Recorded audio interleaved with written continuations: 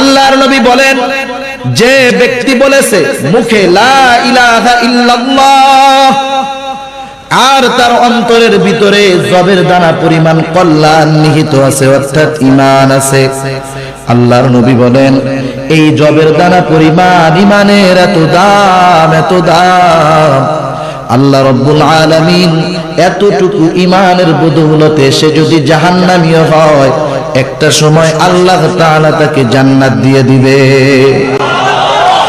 এরপরে নবী বলেন, যে মুখে বলেছে লা ইলাহা ইল্লাল্লাহ আর তার অন্তরের ভিতরে গমের দানা পরিমাণ কল্যাণ নিহিত আছে, অর্থাৎ ঈমান আছে, আল্লাহর নবী বলেন এই লোকটা, এই মানুষটা যদি জাহান্নামীও হয়, ওই গমের দানা পরিমাণ ঈমানের এত দাম, এত দাম, আল্লাহ রাব্বুল আলামিন ওই পরিমাণ ঈমানের বদৌলতে একটা সময় আল্লাহ তাকে জান্নাত দিয়ে দিবে।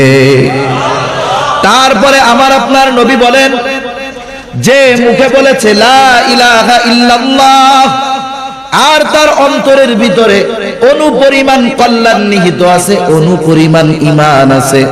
অনু কাকে বলা হয় সহজে বুঝেন, আমাদের উলামায়ে কেরাম অনেক সময় যাররার উদাহরণ দিতে গিয়ে বলেন, একটা বালুকে যদি 70 ভাগ করা হয়, ওই 70 ভাগের একটা অংশকে একটা যাররা বলা হয়।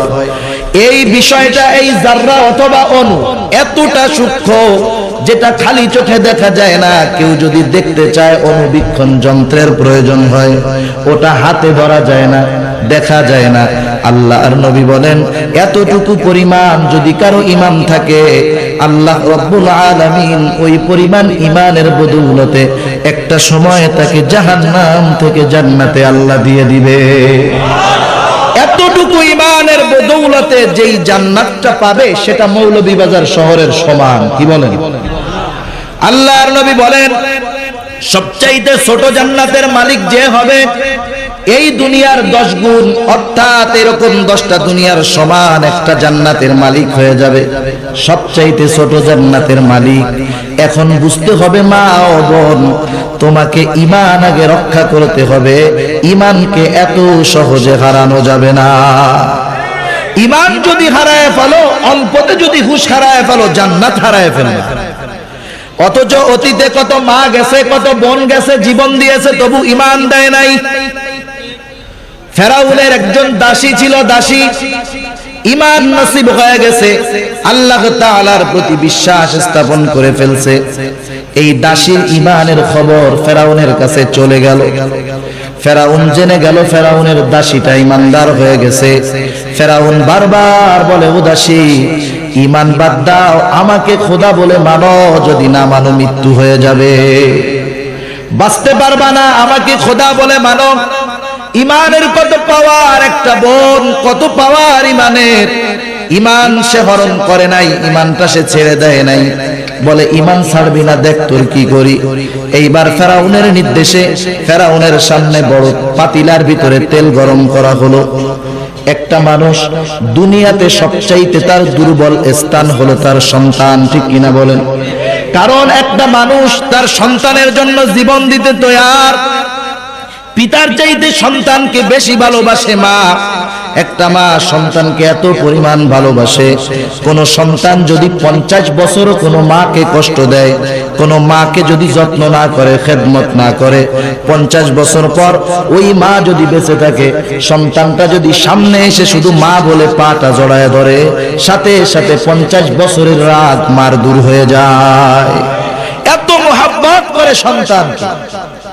ফেরাউন এইবার ওই মহিলার 2টা বাচ্চা ছিল, একটার বয়স 6 বা 7 বছর, আর একটা হলো দুধের শিশু, সামনে নিয়ে আসতে বলে, ও মহিলা ঈমান ছাড়। বলে না, ঈমান ছাড়বো না। এইবার উত্তপ্ত তেলের মাঝে ওই 7-8 বছরের বাচ্চাটাকে নিক্ষেপ করে দিল। সাথে সাথে এই বাচ্চাটা নিশ্চিহ্ন হয়ে গেল, কাবাব হয়ে গেল, হাড্ডিগুলো আলাদা হয়ে গেল। এমন অবস্থা। এইবার মহিলাকে বলে, ও মহিলা এখনো সময় আছে, ফেরাউনকে খোদা বলে মান। মহিলা বলে না, মানবো না। আবার কোলের বাচ্চাটাকে নিয়ে সাথে সাথে আগুনের ওই তেলের ভিতরে নিক্ষেপ করে দিল। এইবার মহিলা বলতেছে না, তবুও ঈমান ছাড়বো না। মহিলাকে এবার ফেরাউন বলে, এখনো সুযোগ আছে, আগে নিজের জীবনটা বাঁচাও। ইতিমধ্যে মহিলার সামনে একটা দৃশ্য ভেসে উঠেছে, ওই পুড়ে হাড্ডি হয়ে যাওয়া সন্তানগুলাকে দেখতে পায়, তারা জান্নাতের ভিতরে উঠতেছে। ওই বাচ্চা দুটা মাকে লক্ষ্য করে বলে, ও মা, তুমিও আমাদের মতো এখানে চলে আসো, তোমার সাথে আমাদের আসলেই আমাদের মিলন হয়ে যাবে। মা সাথে সাথে তেলের ভিতরে লাফ দিয়া পড়ে গেছে। মরার আগে একটা দাবি ফেরাউনের কাছে বলে, ও ফেরাউন, তোমার কাছে মরার আগে একটা দাবি হলো, আমাদের এই মা মেয়ে এদের হাড্ডি গুলাকে একত্রে তুমি কবর দিবা। ফেরাউন বলে, হ্যাঁ, তোর কথাটা রাখা হবে। পয়গম্বরে আরবি এই যে কবর দেওয়া হলো, যখন মেরাজের রজনীতে মসজিদুল হারাম থেকে মসজিদে আকসার দিকে যাইতেছেন, মিশরের দিক হতে একটা সুঘ্রাণ আসতেছিল। এই মুহূর্তে জিব্রাইল আমিনকে জিজ্ঞাসা করে, ও জিব্রাইল, এত সুন্দর সুঘ্রাণ কখন কোথার থেকে আসতেছে? ফেরাউন বলে, ও পয়গম্বর, এ হলো ওই মা এবং তার দুই কন্যা, যাদেরকে ফেরাউন ঈমানের কারণে তেলের ভিতরে নিক্ষেপ করে হত্যা করেছিল। তাদেরকে যেখানে দাফন করা হয়েছে, আর তাদের ঈমানের সম্মান আল্লাহ এত দিছে, যার কারণে তাদের কবর থেকেই সুঘ্রাণ বের হইতেছে।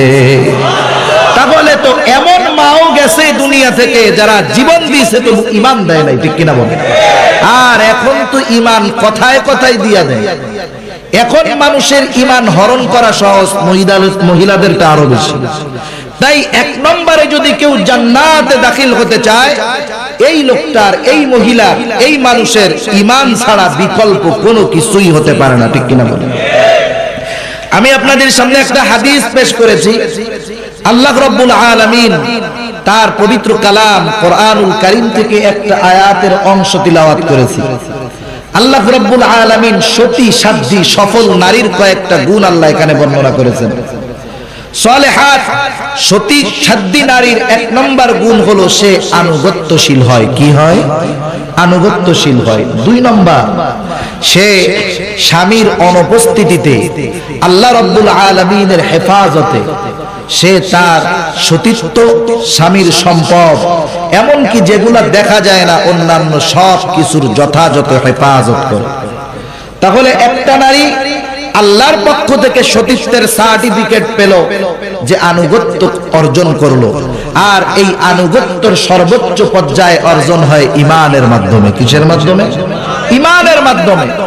এরপরে যখন তার বিবাহ হবে স্বামীর অনুপস্থিতিতে, সে স্বামীর যেই সম্পদ, তার যেই ইজ্জত আবরু এবং অন্যান্য যা কিছু আছে সব কিছু হেফাজত করবে। এই হলো সতী নারীর পরিচয় আল্লাহ দিয়েছেন। কে দিয়েছেন? আল্লাহ দিয়েছেন। অপর দিক দিয়ে আমার আপনার নবী বলেন, কোন মেয়ে যখন, নারী যখন 5 ওয়াক্ত নামাজ পড়বে, কয় ওয়াক্ত নামাজ? 5 ওয়াক্ত নামাজ। রমজান মাসের রোজা, স্বামীর খেদমত, অর্থাৎ স্বামীর কথা অনুযায়ী চলবে, স্বামীর আনুগত্য করবে, এবং এই মেয়েটা নিজের ইজ্জতকে হেফাজত করবে। আল্লাহর নবী বলেন, সে জান্নাতের যে দরজা খুশি সেই দরজা দিয়া জান্নাতে প্রবেশ করবে। সুবহানাল্লাহ। এখন এই বিষয়গুলা বলতে যত সহজ, আমল করার হিম্মতের প্রয়োজন, ঠিক কিনা ভাই? বলতে সহজ, কিন্তু আমলটা এত সহজ নয়। কারণ একটা মানুষের জীবনে স্টেপ থাকে কয়েকটা। একটা সময় সে থাকে নাবালেগ, এক সময় সে হয় কিশোর অথবা কিশোরী, একটা সময় হয় যুবক অথবা যুবতী, একটা সময় প্রৌঢ়ত্বে পদার্পণ করে, আর একটা সময় বৃদ্ধ হয়, আর একটা সময় লাশ হয়ে কবরে চলে যায়।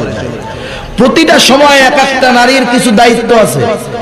সে যখন শৈশবে থাকবে তখন তার সবকিছুর হেফাজতের দায়িত্ব তার অভিভাবকের। যখন কিশোরী থাকবে তখন তার রক্ষণাবেক্ষণ, হেফাজতের দায়িত্ব এটাও অভিভাবকের।